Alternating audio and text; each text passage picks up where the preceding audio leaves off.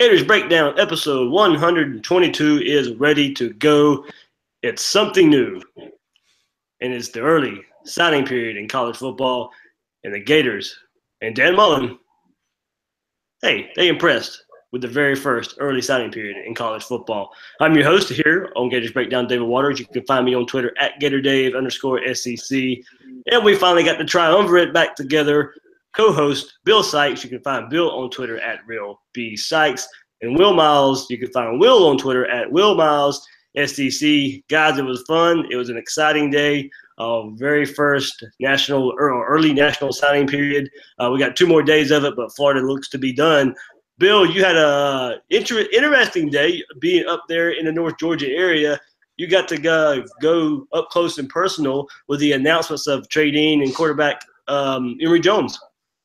Yes, I did. It was at the new venue. It's called Sports and Social, I think, down by the new Brave Stadium. They had just a first-class event today for a lot of recruits to announce their intentions to sign with different schools and to kind of have a national letter of intent signing ceremony for others. And man, it was awesome to watch those guys commit today. I got to meet them, talk to their families, dig in, find out a little info. It was a good time to be had. We had a lot of Gators come out, some guys that know us from the show that listen. And gosh, I guess we'll get to their names later on. We'll do some shout outs later in the show, but we just had a really great time. Sounds good. Yeah, a conglomerate of Gators up in North Georgia, and we'll get Bill's thoughts even more of being up there, up close and personal with those 2 commits or 2 signees now for the Gators. And now Will Miles, it's been a little while since Will's joined us, a couple weeks. Will, you've been putting together some things behind the scenes, and you announced it earlier today on Twitter, but for the Gators Breakdown fans out there, something new. And it's going to be pretty cool for Gators Breakdown fans and hopefully new fans of what you got going on. Yeah, thanks, Dave. So I've started a website. It's called readandreaction.com. The tagline is Curiosity Applied to College Football. So it's going to use stats, but it's also going to use film study, interviews, and the eye test sort of to develop an entire picture of what's going on with the program. And, lots of times you have to compromise critical analysis for access to be first, and we're not going to do that on the website. And, so you guys have really promoted my stuff, and everybody out there has read everything I've written and given me confidence to launch out on my own. I really can't thank you enough. But one way you can help is by subscribing. So, I'm not going to bother you with a bunch of spam emails, but what I will do is I'm going to pick one person who subscribes by this Sunday to receive a $50 gift certificate to Gator Sports Shop. So subscribe if you read. Help me out as best you can, and I just really appreciate everybody and their support and you guys helping me branch out on this new venture. And I look forward to what this offseason and next season brings. Will, one more time, the website, give it to them. It's www.readandreaction.com. Readandreaction.com. And hey, look, we know you can find Gators Breakdown on SoundCloud, iTunes, and YouTube, Google Play, but also there. So check us out there. With Will partnering up with us, a few months ago on Gators Breakdown, we're gonna go full circle. So you'll be able to find Gators Breakdown there as well. But search on the sites on SoundCloud, iTunes, YouTube, Google Play. Get the links by following Gators Breakdown on Twitter and on Facebook at Gators Breakdown. Hey, look, when you're on those sites, rate and review the show. Let Gator Nation know what they're getting with Gators Breakdown. So, guys, we'll go ahead and we'll break it down. This signing period, something new. I can't stress it enough. And, Dan Mullen actually said he liked it. I was listening to him in post interviews. Says he likes the early signing period, and he probably will like it even more when he's not trying to still put a staff together and go and following a recruiting class from a different staff. But we'll kind of see how it goes along for him. But 13 early signees, 8 early enrollees.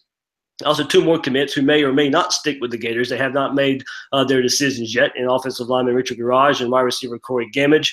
So that is good for 14th on the 24/7 composite and 4th in the SEC with room to grow. 8 4-stars, 7 3-stars, garnered 5 top 250 players with Emery Jones, Kyle Pitts, Amari Burney, Damian Pierce, and Trey Dean. As far as transition classes go, Gators are only behind Oregon, which come in 1 spot ahead of Florida with a 13th ranked class. But the caveat about them is, though, that's not really a brand new staff like Florida's is. We know what's going on there with Amari Cristobal and Willie Taggart left, but that class or that staff is still kind of put together and keeping the pieces there. So, Florida is really the new staff that has the highest ranked transition class if you look at it that way. So Florida ranks ahead of Texas A&M, Tennessee, Mississippi State, Arkansas, and Florida State with these transition classes. FSU coming in right now, last I looked, 64th ranked class on the first day of early signing period. And kind of breaking it down just a little bit more, Florida has the 12th ranked class as far as average player ranking goes. So, guys, we started today. Florida was around 31st, I believe, when the day started. We heard the rumors. We woke up to the rumors, or also late night rumors last night that Emery Jones may be looking around at FSU. FSU started feeling confident, but when it's all said and done, he inks with the Gators. But with the early assignment period, Dan Mullen having to 3.5 weeks to get this thing together, I say he passed with flying colors so far. Man, what a difference a coach makes. I mean, we talked, I think it was last week, about transition classes of the past, in the modern history of the recruiting rankings. 2002, 2005, 2011, and 2015 are the prior ones we've dealt with. And we've seen national rankings of 10th, 12th, 11th, and then it dipped down to 21st under McElwain. And so to be sitting basically what's like halfway through the chunk recruiting period, when we got, over half the class on board. Like you said, there's room to grow. Sitting at 14th, it's in striking distance to at least be up there where Zook and where Muschamp and where Meyer were when they came in. And I think they may even creep into the top 10 if they catch some big breaks. It's certainly not the dumpster fire that we saw in 2015. That year they only had 3 4-star commits. I think they had 2 5-stars. So you had a total of 5 blue chips. Well, Mullen's already got 8 4-stars on board. Now, that does include Richard Garage, who's not signed yet, but he is still committed, and I think they've got a great chance to sign him. So they've, really almost doubled already the blue chip prospects they had in the last transition class. So while there's work to be done with this program, while there's a big mountain to climb to get where they want to be, it certainly looks like Dan Mullen has taken the reins of this recruiting effort of this program, and he's got it going in the right direction. Not the least of which, example-wise, is Emory Jones, who we'll be talking about here in a few minutes. Yeah, I try not to get too high or too low with these things. And, these are just freshmen. It's rare for true freshmen to come in and make or break a program. Jake Fromm comes into Georgia, but he's sort of had to be managed, especially earlier in the year. But that being said, this is pretty big for Mullen. I mean, he came in and showed an immediate urgency, filled out his staff. He clearly had a plan, and now he can sell the vision in February for the second National Signing Day with a win in December. I mean, he already has a win on his ledger that other people, up in Tallahassee don't have, and that's just really a big deal for Mullen. And you come into a new organization and you have to build trust and do what you say you're going to do, and then deliver short term with a long term outlook. And really, that's what Mullen has done here. Is he's gotten to the point where he delivered short term, so nobody can negatively recruit against him at this point. I mean, he did what he said he was going to do, and February is going to be even bigger if he can carry that forward. Yeah, Bill, and you mentioned it started with quarterback Emery Jones. Like was mentioned, you were there. Got to see it up close and personal. He is the star of the class so far, and for a multitude of reasons, the highest ranked guy that they have on the board right now, or the highest guy they have signed right now. He is the quarterback. He's the quarterback that, hey, look, Jim McElwain, chased it, not getting a quarterback in his first class as coach at Florida. Dan Mullen was not going to let that happen. This was a highly coveted quarterback who was previously committed to Ohio State. He had Alabama after him, Auburn after him, FSU after him late. This was, if you can look at as many angles and say how big of a recruit this was for Dan Mullen for a multitude of reasons we just named. And hey, look, it sends shockwaves through the nation as well, because this is a quarterback that after last week, Matt Corral decommitted, and there was some worry as is Dan Mullen, does he know what he's doing? Does he know what he's getting himself into? He can't go without a quarterback. We've seen this story before. He had a plan. He went hard after a guy he offered back in the 9th grade when he was at Mississippi State, was the first one to offer him. They stayed after him, especially when he got to Florida, checked back in with him. A lot of people didn't think he would stick with Ohio State come this past fall. But, Bill, you were there up close and personal. You got to talk to his family. You got to talk to him. How big of a get is this for the Gators? And, how happy, how elated were they to kind of finally come out. It was a stressful situation. We saw the tweets that he was talking about last night, how stressed he was that, he finally chose Florida. So, just being around it, how was it, and just how good of a pickup was this for Florida? This is a Godzilla-sized pickup for Dan Mullen. Guys, listen to me. Going back all the way to Tim Tebow, since Tim Tebow left this program, the struggles have started with quarterback. The Gator football program has not been able to, every single year, they've either had a problem keeping a quarterback, whether it was Cam Newton getting in trouble or Will Greer getting in trouble, or if they were recruiting a quarterback and couldn't get Eason or couldn't get Lamar Jackson or DeAndre Francois, or they couldn't coach a quarterback. And you could apply that to a number of these guys like Jeff Driscoll, and you could even make that case for Felipe Franks or whoever. Whatever's going on, they couldn't keep them, they couldn't recruit them, and they couldn't coach them. Well, now suddenly Dan Mullen comes in and he says, okay, I got my track record, so I'm going to go out and I'm going to be the offensive coordinator, and I'm going to sell this pitch. And I've coached Leak, I've coached Tebow, I've coached Newton, I've coached Dak Prescott, all these guys. Then he goes out and gets a highly regarded young up-and-coming quarterback coach and sticks him on Emory Jones, and he goes out and gets his guy. So you got the head coach, you got the quarterback coach, you got the system, you got the track record, now you got the quarterback. This is the highest rated highest rated quarterback recruit since Jeff Driscoll in 2011. And not counting Driscoll, he's the highest all the way back to 2007 when they signed Cam Newton and they signed John Brantley in 1 year. And I know people look at the ratings sometimes and they poo-poo on Jeff Driscoll. Well, the guy, I believe, is still on the NFL roster. And again, couldn't coach him up. So second highest guy of the decade is coming in here. He looks tailor-made to Dan Mullen's system. I mean, listen, this is a guy they went out and 3 weeks and 3 days after getting the job, and I'll get into this whole Matt Corral thing in a minute, upgrades to a guy that's higher rated, better fit for his system, and signs a guy that he takes away from not only Willie Taggart, but Nick Saban and Urban Meyer. So the days of yesteryear, in 2015, 16, and 17, when they couldn't go toe-to-toe with big programs, they were taking guys that were fighting Kentucky for and all this stuff. No, he went toe-to-toe with the biggest coaches on the biggest stage and got his guy.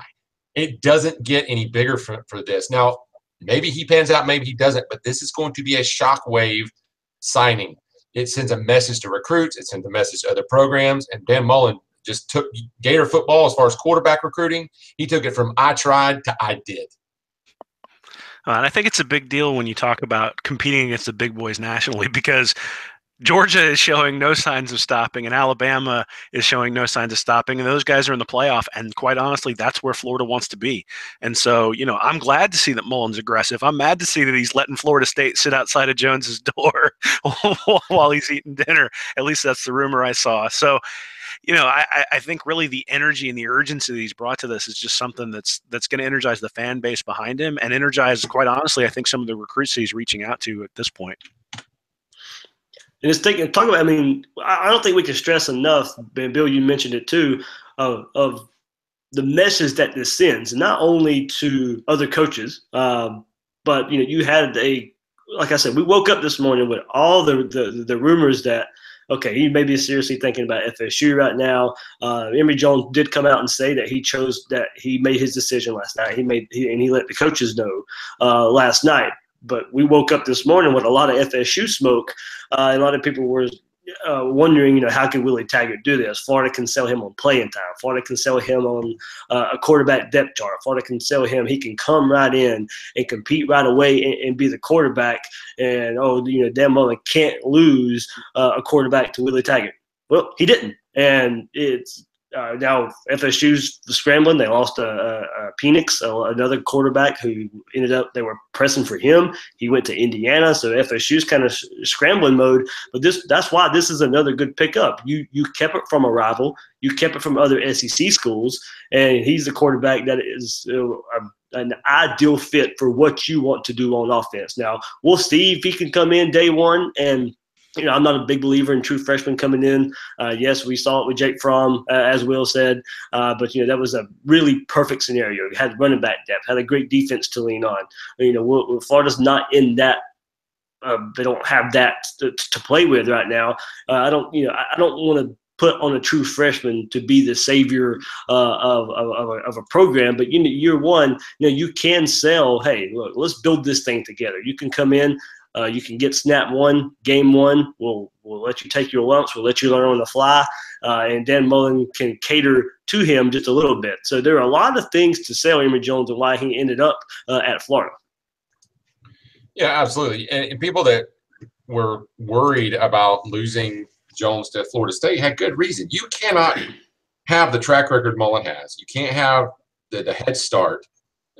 Being his first offer ever. He was the first guy to offer Emory Jones to have an up-and-coming quarterback coach, to have half a staff at least to recruit this kid. When Taggart walks in, he's got none of that stuff going on. You cannot lose to that guy in that situation. I mean, because what does that say about the balance of recruiting power in the state of Florida? But like I say on Gators Breakdown, if frogs had shotguns, there'd be no snakes. Well, you know what? He didn't lose. Mullen instead went out and won this battle. He got his guy. And, I was talking to poster EH from both Scout and the Gator Bait boards.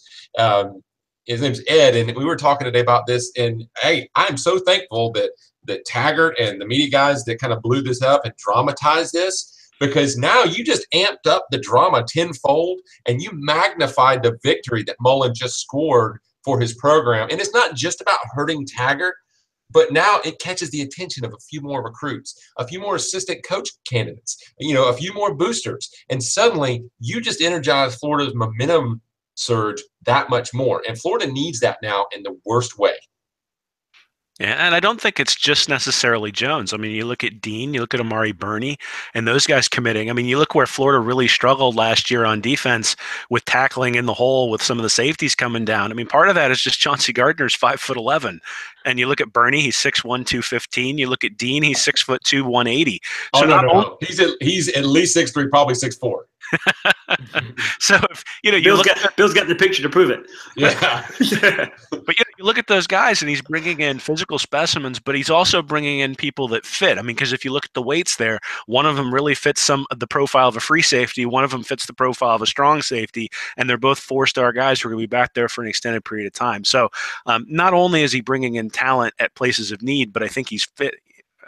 Not only is he bringing in talent, but he's also bringing in the talent in places of need and sort of sewed up some of those areas that were weaknesses during the year, and now can go out and really just sort of fill out the board. Absolutely, yeah. And before we move on from Emery Jones, since Bill was there, we'll dive into some other players here. Bill, you got to talk to Emery Jones and his family. What did they share of why he chose Florida and why it was such a good fit for him?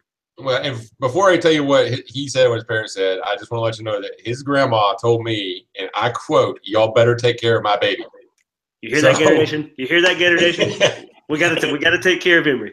She was awesome, but she was dead serious. So I'm just telling you now. But yeah, man, they were a really nice family, and I got a chance to talk to his dad for a little bit. And the thing that struck me, as much as people made this a last-minute battle between Florida and Florida State, his dad told me, he said, the moment he put on that Gator uniform, he says, I told him, well, that's it. And he said, I just knew. And, and I got the distinct feeling that this family, when Mullen got hired to this job, I think in their eyes, they literally saw this as a divine providence. They said that when he announced. He said, look, I felt like this was God's will because remember, this was the guy that offered him first. They built this relationship, and no offense to Mississippi State and to Dan Mullen at that time, but it's different when that guy offers you first from Mississippi State and you're an elite talent. And when he's at Florida, that's a whole different ball game. And so there were some other factors they mentioned that they felt weighed in. They didn't like Ohio State offering Matthew Baldwin because they feel like he's capable of playing early, or Emery Jones is capable of playing early, and they wanted every opportunity they could. And so it definitely that helped Florida's case that much more. But you got to think about it. It's closer to home for them. They've been familiar with Dan Mullen, had a good relationship with him, and they looked at his track record. And ultimately though, Emery Jones, when I asked him personally, I said, look, man, I said, give it to me straight. I said, what was the real difference? And he said two things. He said, number one, and he was being really, I could tell, just very genuine about this. And he goes, first of all, he said, it was the people at Florida and the way they cared for me. It was just different, and I can tell. And then without hesitation, the next thing he says, and I know Dan Mullen can develop me. So I feel what that tells me is they went after him hard. They relied on their relationships with him. There's a trust factor and a comfort there. There's an opportunity for him to play early, and then they believe Dan Mullen is the guy that can take a quarterback like Emery Jones and make him wildly successful. And I believe he can too. Bill, I had one request on the YouTube chat. Okay. And you're gonna love this one. Okay. But you're gonna have to remember it first. You gotta tell your FSU joke. Of which one?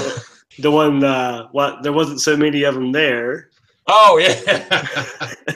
Yeah, I tweeted earlier because it was like almost all like Georgia fans there for the most part. Well, we had our little Thermopylae Pass 300 group of Gators in there.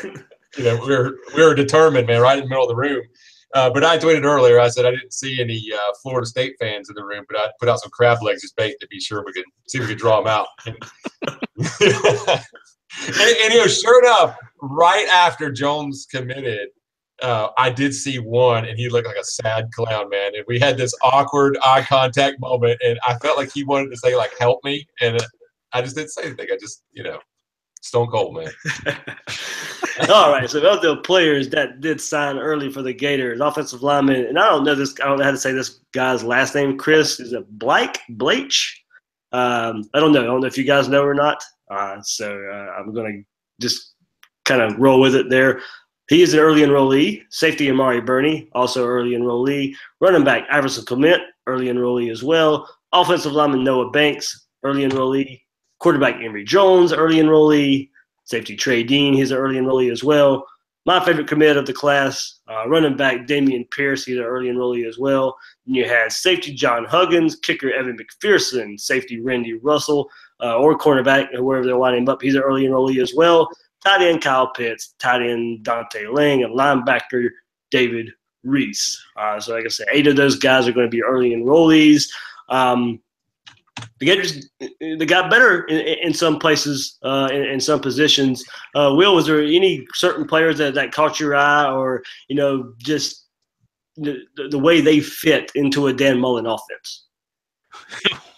Well, I mean, I think certainly I think Pierce is probably the guy that I'm looking at the most. You look at his high school film, and it just looks unbelievable. It looks like a man amongst boys.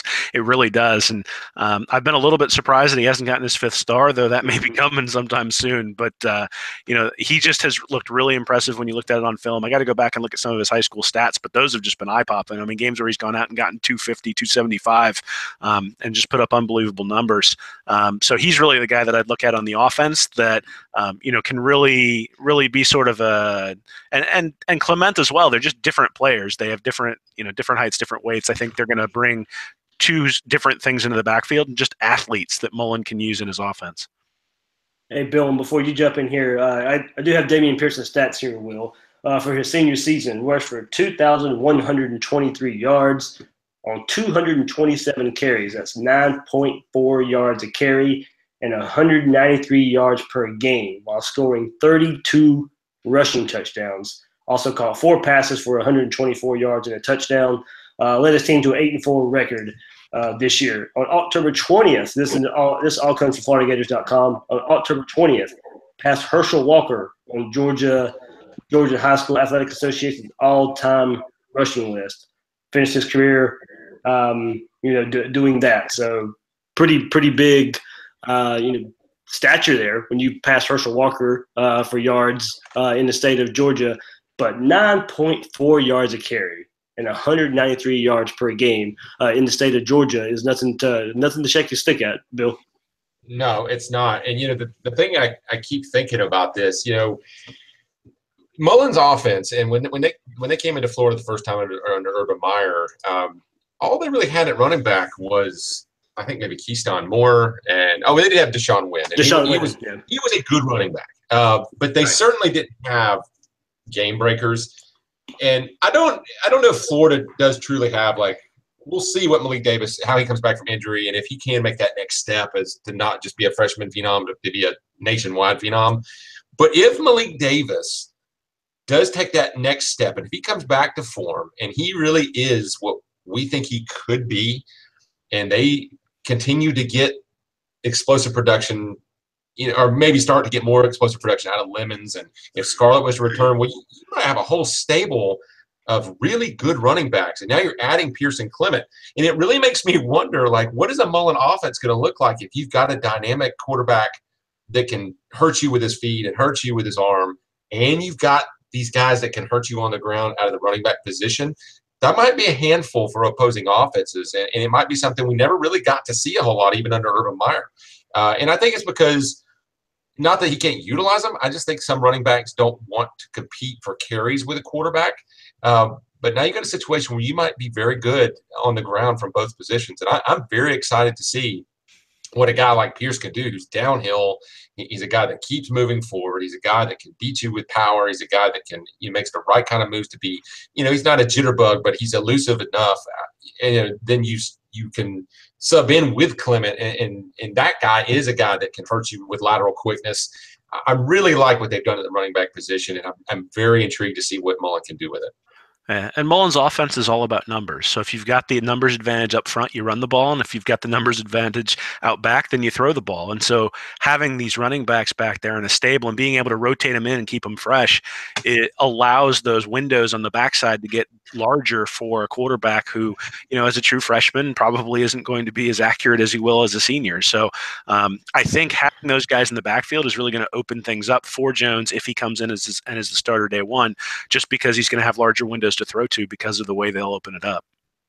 Yeah, and I also like what Mullen said in his press conference today. He likes to have guys that can go out wide, move back into the backfield. We saw he do that with Percy Harvin, of course, but he likes guys that can go out wide, shift into the backfield, motion into the backfield, find different ways to get them the ball. So I think Clement fits that mold. Kadarius Toney currently on the roster fits that mold. But another position where I'm really excited to see, and I didn't really put it together today, and he kind of seems to be forgotten because it was kind of 1 year where he really blew up on the scene under Dan Mullen at Florida in his previous stint as offensive coordinator, but Cornelius Ingram at tight end. And Florida signs Pitts and Lane today. I would really want to see if one of those guys can be. Cornelius Ingram was a great athlete. He was probably. I hate that he got injured the way he did, and I thought he would have some more success in the NFL, but he just never could bounce back from that injury the way he did. But the way Dan Mullen used him in 2007, I believe it was, in using the way he used him and how much he used him, I tell you what, I'm ready to see what he can do with another big pass catching tight end. Yeah, the two words that stood out to me in the press conference that he really kind of opened up with this was athleticism and flexibility. And you look at both sides of the ball, kind of like what you're talking about, is I think Mullen wants these tweeners. He wants those guys that can move around, they can hurt you from multiple positions. One of the guys they're recruiting, Tommy Bush, is a wide receiver out of Texas, 6'5", 191. Maybe he can become that Cornelius Ingram type that, can you cover this guy with a DB? Can you tackle, can you tackle the guy with a DB? Can you cover him with a linebacker? Create those matchup problems. And you're going to see that on defense as well. I mean, we talked about some of the DBs they brought in. Well, Mari Burney and Huggins are guys that have been mentioned as guys that could gain a little bit of weight. And suddenly they're guys that might come off the edge and they can help you in different phases of the game. And so I think they're going to try to move pieces around. Like Will said, create numbers games, create matchup problems. And I think that, especially on offense, I think they're going to want to simplify the reads for Emery Jones, especially as a youngster. I think the good days are gone of being asked to make these very difficult reads on both sides of the field and complex route tree. For now, I think they're maybe see 1-2 reads, and if it's not their go, hopefully we'll see some RPO and some things where they can do a hot call to the running backs of the line, even if he's not making the call, early on. I think it's going to be really good to watch this athleticism and multiplicity on both sides of the ball. Well, it's an interesting point because that's where the game in the NFL has been going. I mean, certainly we saw that with the Patriots with Hernandez and Gronkowski, and New England's sort of been looking for that second tight end, and you do wonder whether that might be something that now Mullen has had to work with a deck stacked against him at Mississippi State, where he's had 3-star athletes going against 5-star athletes from Alabama, and now all of a sudden he's going to have a deck that's stacked pretty much the same way, especially if he continues recruiting like this. And so, again, those rangy athletes, and really all sports are moving in that direction. I mean, the Celtics are doing the same thing in the NBA. So, it looks like he may have his pick of guys that he wants. And if he has that ability, then he can sort of design his scheme around that flexibility. And that's a really exciting thing. Absolutely. In two positions where Florida had to get some help. Kicker, of course, Eddie Pinedo leaving. So Evan McPherson comes in, one of the nation's top kickers. So he'll probably get a chance to slide right in and take over for Pinedo. But also offensive linemen, they added JUCOs there. We'll see how those guys come in and adjust to big-time college football. Mullen had great success with that at Mississippi State. Can he rekindle that? And it was a position of need. They added depth there. But, Bill, and you've mentioned this, they still need a lot more help at the offensive line, even with the two JUCOs. They do. And look, you guys, I'm sure, can tell that I'm oozing excitement right now. They've gotten so much better quarterback today. They got better running back today, got better tight end today. And I think they got a lot of help in the secondary and a kicker. But the offensive tackles, the JUCOs, you kind of never know what you're going to get as far as what their ceiling is. I think both these guys, the hope is that they'll come in and be part of the 2 deep. And they might even compete for starter snaps because, let's face it, the offensive line is still very much it's been a revolving door and it's a work in progress. So what they really need there is they need some of the kids like William Barnes and Richard Garage to jump on board some of this blue chip offensive linemen to solidify that. And if they do, if they can go out and get like a wide receiver, maybe get a Jacob Copeland back on board or the other kid I was talking about, Tommy Bush, then wide receiver and offensive line, that whole offensive side of the ball is going to look great. But they do need help in the front seven on defense and maybe still even a little bit on the secondary. But the story of the second half, offensive line, get a big-time wide receiver, and they got to get some help up front on defense. And one of the areas that was a position of need that's been a little bit overlooked, I think, because there wasn't any drama about it, is David Rees at linebacker. I mean, if you remember all year, Florida's defense was limited in terms of what they could do because they didn't have linebackers who could cover and who could stand in against the run. And they got exploited, especially against teams like Tennessee and Kentucky with running backs and tight ends who were getting isolated on linebackers. And if Rees can step in and can solidify that, you slide him in the Christian Garcia spot, and all of a sudden your depth has not only gotten better, but so has your athleticism at that position. Switching from a 4-3 to a 3-4, obviously linebackers are at a premium, and I know certainly some of the defensive ends are probably going to slide out and be more of a stand-up linebacker in that role. But to be honest, having David Rees, who's already at Florida, is a pretty rangy player. I mean, he showed some real skills this year, I think. And then this recruit David Rees, I think, is a big deal for Florida moving forward. Yeah, and talking about the JUCO offensive lineman Noah Banks. Look, he had offers from Arkansas, Texas, Auburn, Florida Atlantic, Iowa State. I believe he was named a All-American in the JUCO ranks. So Florida got a good one there. Played in 10 games this year for Iowa Western College. Helped his offense average 515.4 yards per game. They averaged 240 passing yards, 275 rushing yards. So it looks like they ran the ball a good bit. So could fit right into Dan Mullen's system there. And Chris Blake, I don't know how you say his last name. I'll keep saying that. We'll figure it out one day. I was hoping Florida would release with a pronunciation guide with the guy's name, but they didn't help me out. They haven't figured it out either. There it is. But anyway, I've got to mention the size. Noah Banks, 6'7", 305. Blake, 6'6", 313. They said he chose Florida over UCLA, Penn State, Pittsburgh, Maryland, and Nebraska. So some big-time programs there. But, yeah, it's just we've mentioned how tough they need to get up front. They're bringing some size in with these guys. Definitely the size you want in a Dan Mullen run-heavy style offense. And we'll kind of see Brad Davis is now gone, but they got Hevesy in there and your strength coach. So, maybe these guys got better strength coaching the last 2 years at JUCO than the current offensive lineman did at Florida. That's probably not a far stretch. So they could probably slide right in and provide some depth there along the offensive line. But, hey, look, as Bill mentioned, this was only the first step. there's the next step. Still got February signing day coming up. There's still some more targets out there that Florida will go after. Anthony Schwartz still will be on there. We talk about offensive lineman William Barnes. Garage is currently committed. We'll see if Florida can keep him. 5-star Petit Frere, can Florida get him in the fall? Offensive line, they can really, really improve the offensive line if they can get two or three of those guys. Somehow pull all three. That would be a big coup. I mentioned Jacob Copeland, Tommy Bush, that wide receiver. But look, we can't. Here's the name we can't forget. And you guys haven't been able to talk about this yet, but hey, Van Jefferson. In a way, you could call it say a JUCO. He's got 2 years left. He fits that 2-year mold that his JUCOs have left. But hey, this was a big pickup earlier in the week and kind of set the tone for what this signing day may come when Van Jefferson transferred from Ole Miss to Florida. Yeah, I think it really did set the tone. I think he's been more productive than any of Florida's receivers over the past few years. Now, some of that is that they had Shea Patterson throwing them the ball, not Felipe Franks. But at the same time, he's been a very productive receiver. He was a 4-star coming out, a top 150 recruit, and those are the kinds of players that Florida needs on the outside. I want to go back to something you said about the 2 offensive linemen, Banks and Blythe. They're both rated 3 stars, but they're also rated 3 stars as offensive tackles. And so a lot of times offensive tackles can slide into the guard, and you'd be rated a 3-star because you're not necessarily athletic enough to be a tackle or a high-level NFL tackle, but you can slide into guard. So if these were 3-star guards, I'd be a little bit more concerned. The fact that they're 3-star tackles, I think, means that they can definitely add some depth. And considering all the struggles that Florida had at the guard position last year, I think can probably compete pretty early on.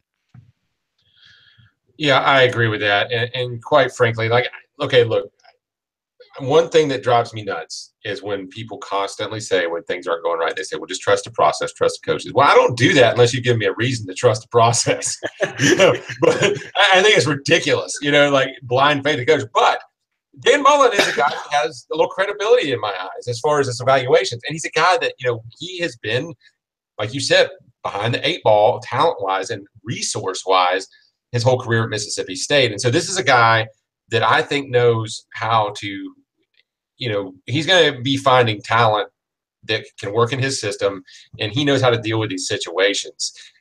The difference is, can he make it over the hump and be that elite guy? And we've kind of gone over that already, but I think there's reason to say, well, look, he's jettisoning these guys from the class and going out and getting these other guys. He's a proven head coach. He's a proven evaluator. I'm going to trust that this year. And so when we see, some of these lower rated guys, I think let's see what he's got, because I think it's going to probably work out with more good than bad. And I think what you can look at with that, Bill, is he's identifying the problems what Florida has right now. And that's where he's trusting himself to do what he's done in the past and find a solution to a problem. Now, he knows he probably can't live off this, but for year one, to get some depth along that offensive line, right. Go get Van Jefferson, a wide receiver, because Antonio Callaway is not going to be there. Brandon Powell is now gone. Tyree Cleveland is your only proven big-time, big playmaker receiver down the field. Hey, now you have somebody else that you can line up on the other side, help him out even more.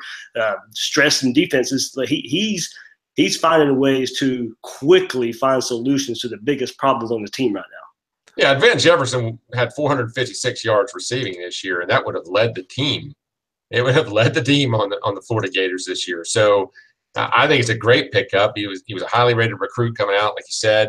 I think he's got some good talent. I think he's got the potential to walk in and be a day one starter at Florida. That's tremendous. That is tremendous. So, right, what you ultimately need year in and year out is to make your money off of high rated recruits. Mostly it's the 4- and 5-star guys that can give you 3 to 4 years production, whereas Jefferson's going to give you 1 to 2. He's got to file a waiver to play immediately. I know everybody thinks that he can waltz in and do that, but it's not certain.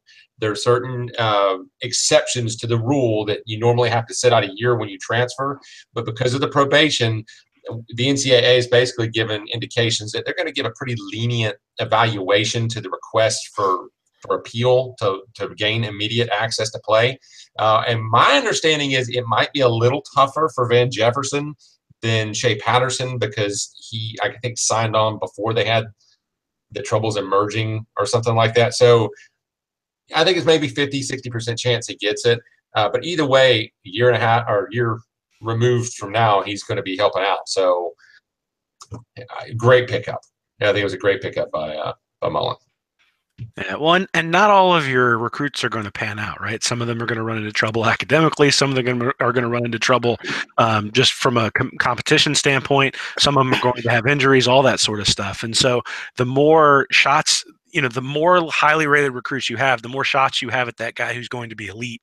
And, so that's really what Mullen's doing. He just brought in a guy who's a top 150 recruit. So he's got somebody with a talent profile that, that guy becomes an All-American much more often than a 3-star. And so you've got that extra shot. And so we'll see whether Van Jefferson turns out. The one thing I would say is that Mullen should know Jefferson, being that he was at Ole Miss, and then I'm sure that Mullen recruited him when he was at Mississippi State. And so he's got to be familiar with him, understand what he's getting, and quite honestly had the game plan for him the last couple of years. And so really probably has a much closer look than a traditional coach would, who's not coming from Mississippi State. Yeah, but before we move on to comparisons to McElwain and kind of looking even more ahead to the February signing day, Bill has some nice stuff there to look at. Bill, since you were at his ceremony as well, trading, I don't think we can skip over him.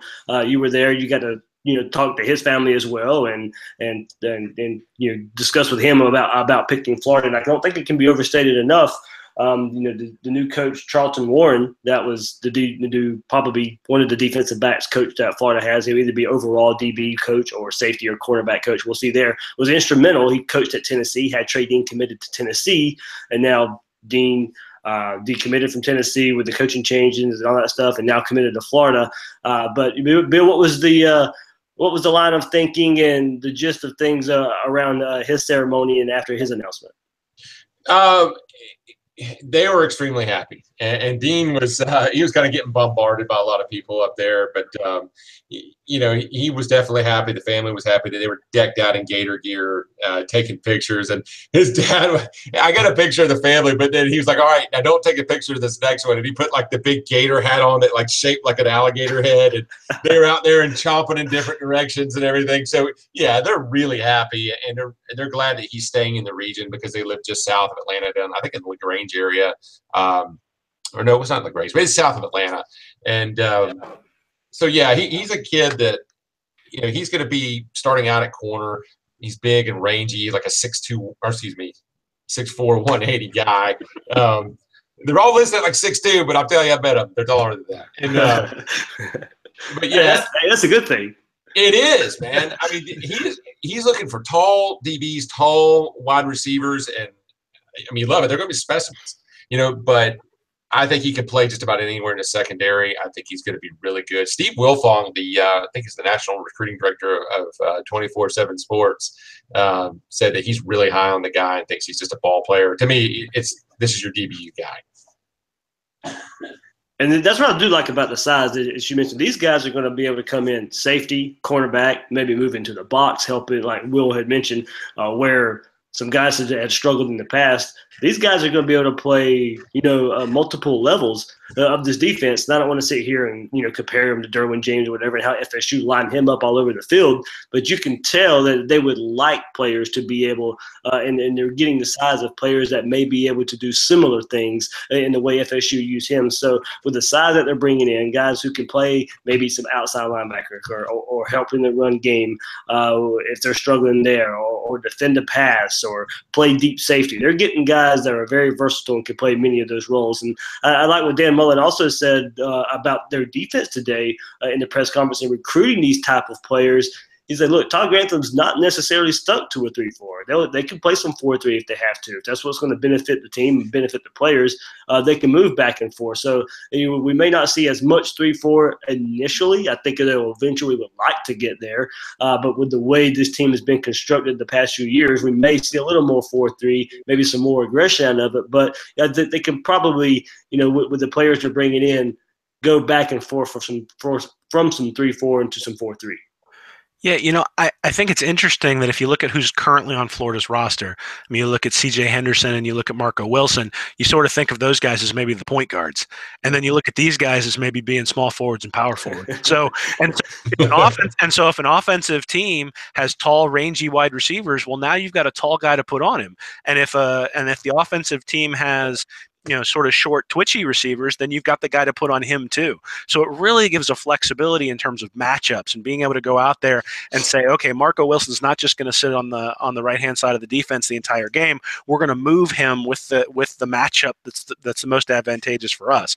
Okay, we're not going to leave Amari Burney being the deep safety the whole time. We're going to put him in the place where he's most likely to succeed. So really, the ability to match up with what the offense is doing, and certainly on the other side, we already talked about, how do you use the tight ends to do the same thing and make the opposing defense have the same issues. And so, I think you can sort of see that the kind of flexibility that Mullen wants on offense, he's also starting to build on defense to be able to combat the things that he knows are going to be coming his way from some of his high level opponents. Athleticism and flexibility were the two things Mullen mentioned. So once again, we hear that. And I think you guys are probably out there listening, hearing, oh, they want to put this guy in here. They want to match this guy up here. They want to take it to the other team. The defense this year, I'm telling you right now, it might be a hallmark of Grantham's defense. As long as he's there, they're going to give up some big plays. But what they're also going to do is they're going to make some big plays. Because the worst thing you can do when you have a defense that's outgunned and has no depth is sit back and let the other offense dictate to you what's going to happen and pick you apart. You've got to impose your will on the other team. And it sounds like Mullen is interested in doing that on both sides of the ball. And thank God we have a UF coach that is actually interested in doing that again. Well, talking about that, Bill, just extend on it. You've talked about how, hey, look, this is progress. We're seeing some progress under Dan Mullen that we didn't see under Jim McElwain. And look, we'll give McElwain a little bit of credit. Some of these commits that Florida has signed today, he initially brought in. The class was getting better, but had the chance of falling apart because of as Bill said, sold a bill of goods that didn't necessarily come to fruition this year. But in year one, it already looks like progress. We see a plan. We see a quarterback on the roster. Bill, what are some other things you've seen where we can sit here and say this is some progress under Dan Mullen that we did not see under Jim McElwain? Well, as far as recruiting is concerned, I already mentioned the fact that they've nearly doubled the amount of blue chips in the class from McElwain's transition class. And again, I'm comparing the two first-year classes because you have to. You can't compare the second-year bump class where a guy has a full year of recruiting under his belt to the next guy's 3 weeks worth of recruiting. I mean, it's been 3 weeks and 3 days, and yes, he's got a couple of those guys that were recruited by McElwain, but he's also had to turn over quite a bit. He's got a brand new quarterback, and that alone, if you really want to talk about upgrades, well, Matt Corral was a guy from all the way in California. Jones is from Georgia. Corral was the 60th ranked quarterback. Jones is the 40th. Corral was the 7th best quarterback. Jones is 6th. So, rankings wise, he's an upgrade. He's also a guy that hasn't bounced around from school to school to school, been nothing but drama online, and had discipline problems. His family was great rather than mouthing off about Florida online. So it starts at the top.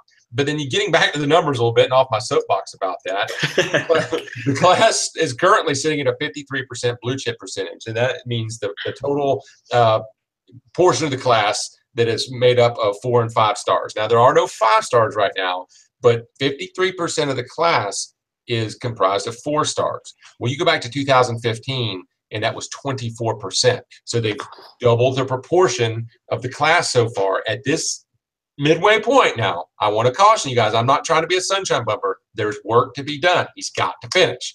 But it looks better on paper. Also, that 2015 class, 10th in the SEC, right now they're 4th. Nationally, with 21st, it's currently 14th. So there is definite, and it's almost too easy because that was so horrible in 2015. But what we're seeing now from Mullen is a chance to keep pace with Zook, keep pace with Meyer, keep pace with Muschamp. Obviously, only one of those 3 guys succeeded, but you've at least got to recruit to Florida standards. And so far, it appears he has a chance to do that. Now, the next 6 weeks are going to tell the final tale. Well, and I think you can see what it could have looked like if you just look up in Tallahassee, right? I mean, they've got 8 recruits right now who are on the board. They've had a lot of people who've left since Jimbo Fisher left the program. Certainly had, a similar type of down year to what Florida had. And Willie Taggart's come in and just quite honestly did not have the same type of success that Mullen did in this first instance. Now, it's just one win. It's just one example where Mullen outperformed Taggart, but I think the track records look promising in terms of Mullen being able to take advantage of that. And if Florida can start imposing its will on Florida State, then you're going to see even better results moving forward. So, and you look back at McElwain, and this I think is where Mullen's really going to have the test, because if you look back at McElwain, he had 2 moments like this. I mean, he had the Ole Miss win, and then he had the Corral signing and all the momentum that came from that, and all the guys jumping into the pool. And at no point was that ever sustained over any length of time. And so if Mullen can sustain this into February, can sustain it into next year, well, all of a sudden you've got a class that could be, next year's class is just going to build from that. But if he can't sustain it, if they limp to the finish in February, if they limp into the season and go 6-6 or something like that, then next year's going to be a lot harder. So, this is just one step along the way. It's the process, like Bill and I are always talking about.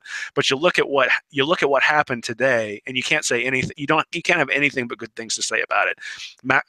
Mullen kept the guys he wanted from McElwain's class, and he replaced the guys he didn't want with guys who conceivably could be better. Absolutely. And Will, we've heard my spill enough about it. We've heard Bill's spill enough about it. But on your debut of your website, readreaction.com, you have put up the article, "The Real Meaning Behind Stars Matter." And we've had this discussion many a time. We've had multiple, I've lost count how many conversations Bill and I, and you've joined in lately, of the Stars Matter conversation we have on Twitter and on message boards. But you've thrown together, well, not thrown together, you did nice work. You put some nice work together in the Stars Matter and backing up that motto. And that basically goes back to some of Bill's stats that he just threw out there about the blue chip percentage. It's proven, guys. You win more with 5 stars and 4 stars than you do with 4 stars and 3 stars. It's just there. It's proven. But Will, you had some nice stats and even more stats to help back that up. Yeah, I mean, I guess there's 2 things there. One is that recruiting is the foundation for everything that you do. So it's not that you can recruit and you don't have to coach. Right. All the coaching things and all the development things and all that stuff is important. And in fact, you can see that if you look at the stats, because Georgia has been one of the best recruiting programs in the country well before Kirby Smart came in there. But you look back at what was happening, and none of those guys that they were bringing in, none of those elite recruits were turning into All-Americans, first-team All-Americans. And if you look at Alabama, those guys are all turning into first-team All-Americans, it seems like.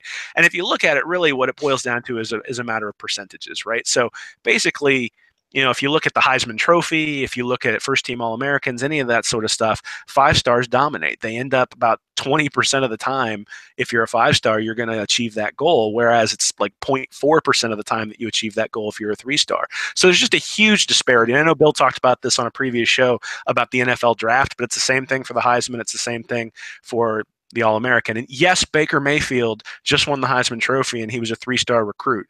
But really saying stars doesn't matter devalues what he did, because the odds of him winning a Heisman Trophy and Lamar Jackson winning a Heisman Trophy the year before is like 1 in 4 million for both of those guys to win back to back based on the statistics I've looked at. So, recruiting it doesn't guarantee wins, but it's a foundation. And that's really what Mullen's done today, is he's built the foundation for this program moving forward. And if he can continue to build the foundation for the program in February, you can really be excited about where it's going. Maybe we can also run the odds on Big 12 defender using both arms to tackle. 0.1. I think they call a flag for that out there. Don't you hurt him. Well, they're trying to get college football changed to flag football and 2-hand touch, right? Yeah, I think so, man. But Bill, I mean, just we've had this conversation before. We don't have to expound on it, but it just Will laid it out nicely on the readandreaction.com, guys. Go there, brand new site, subscribe there. You'll find Gators Breakdown. You'll find all of Will's articles. We'll do some more work. We'll put it up there as well. But Bill, stars matter. Yeah, they do, and I can't wait to read Will's article on that. I'll be heading over to Read and Reaction myself tonight after the show. But listen, and that's why we're excited today. Is they got the quarterback. Mullen did that is a blue chip recruit. He's rated 97. That's a high 4-star grade, and that's why you can be excited when these things happen. Trey Dean as well is a top 250 recruit nationally, and no, we're not going to see all 4- and 5-star recruits, and you're never going to see all of them in your class, but we're starting to see the ratios that have led to success in the past.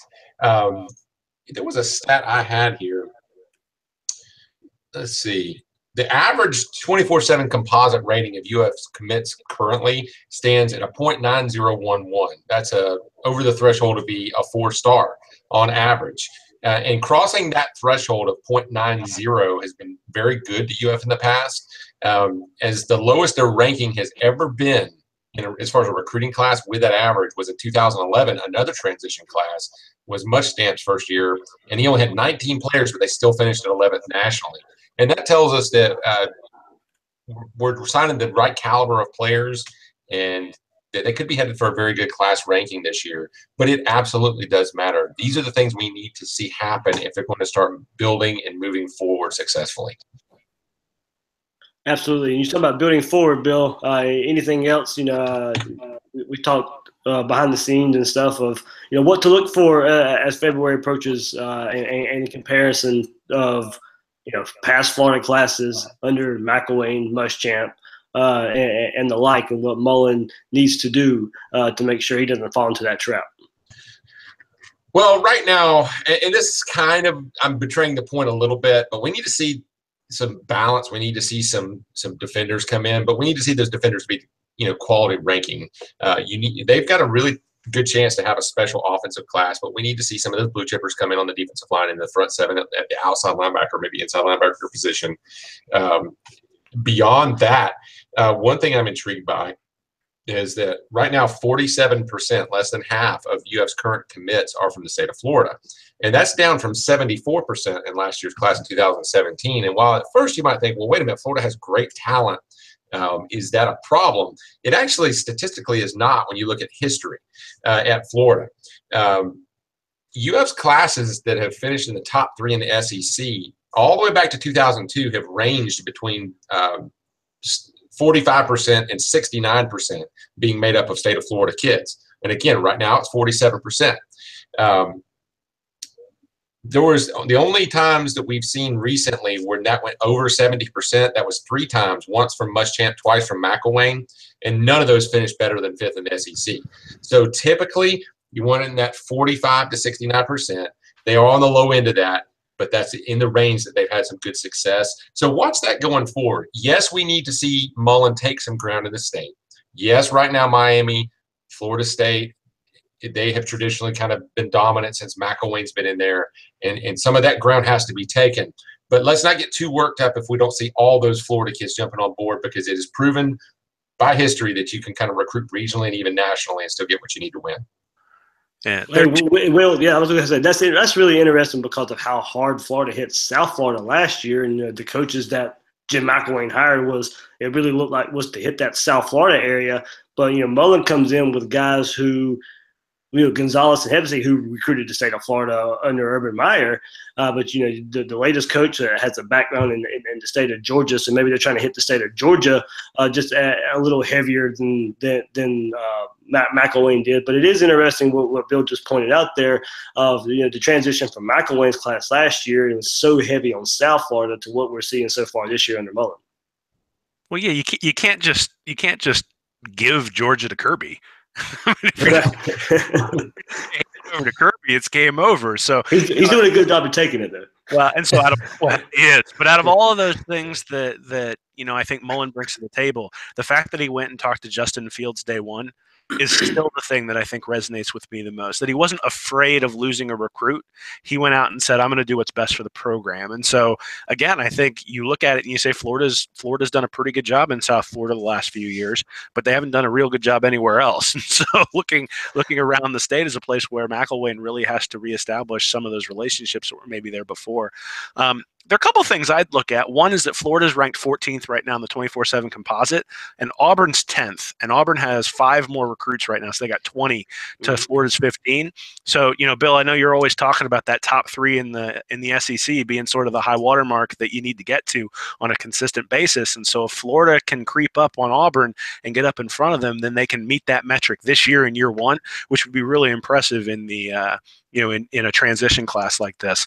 The other thing I'm going to be interested to see is, the early signing period really, I think, gives Mullen an opportunity to also go out and sell this win to guys in next year's class.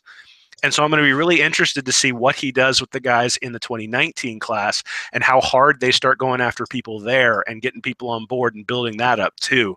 Obviously, that was one of the things that people pointed to with McElwain, that 2019 class was starting to come together, and that was one of the reasons some of the apologists gave for keeping him on. So it'll be interesting to see. I mean, this is really an opportunity, I think, to go out and sort of bow your chest out at those guys who are coming in and really tell people this is what we're building and get them on board and get them thinking about being a Gator, because it's only positive news for the next 2 weeks or next 2 months, because there's no bowl game. There's nothing like that. You just go out there and recruit. Yeah, it's funny you mentioned that about the 2019 class. Everybody was worried about it. And I think a lot of them were worried about the 2018 class. And I think that's proving to be somewhat unfounded, because they're not too far off from where the potential was for that. They were never going to be in the top 5, and realistically that class is going to fall out of the top 10 anyway because of the futility on the field. But as far as the 2019 class, this is one of the things I was telling people before they fired McElwain is, look, that sets up perfectly for Mullen's bump class. And people might hear me keep saying this term bump class. It's been observed historically that coaches, when they come in their first class, they struggle because, like Mullen, you got 3 weeks and 3 days to get to early signing day now. But even if you didn't, you've only got like 2 months rather than build relationships over a couple of years with these kids. But the second class is when you've got a full year under your belt. And not only that, you haven't had time to fail yet. And even if you fail in that first season, the message and the vision that you're selling to these recruits, you can say, oh, well, I know we're 6-6 this year, but that's because I don't have my guys in place. Once my guys get in place and we get the system implemented properly next year, it's going to be awesome. And it's plausible. It's a plausible sales pitch. But if you get to year 3 and 4, like McElwain was, and you're saying, I can win with my dog at quarterback, and they're like, well, it looks like you got him in there. It doesn't sell anymore. So the bump class has traditionally been when these coaches make their money on the recruiting trail and have these high ranked classes. So this is perfect. 2019 is primed to be big. Yes, some of them have decommitted for now, but just wait. This should be big for Mullen. Well, and I know we've talked about this already, but the idea that Mullen took over Mississippi State and they were ranked 116th on offense for points per game, and they went to 76th in 2009 once Mullen took over. So there's a track record of him being able to show improvement and point to that and say, you're the guy who's going to put us over the top, rather than continuously pointing at the 105th ranked offense in the country and the play action on 3rd and long and saying, this is my vision for going forward. You're the person who's going to pull us over the top. So you're going to be the one throwing balls into the dirt next year. And we're going to recruit running quarterbacks.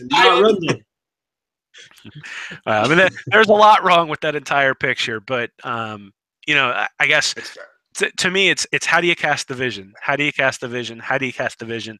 And really, I think we're going to see that vision be cast for the 2019 class. 2018 class is sort of limited in terms of who's out there. I mean, just because your relationships are limited and that sort of stuff. And certainly you're going to go after guys who fit your system, and you're going to go aggressively after the people you think fit your program. But next year, you've got a clean slate, and you can go out and he can sort of set his agenda based on what he sees as the needs and what he thinks is important.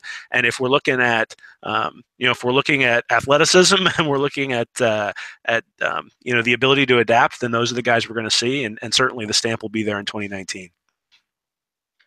Guys, it was a fun day. Yes, it was.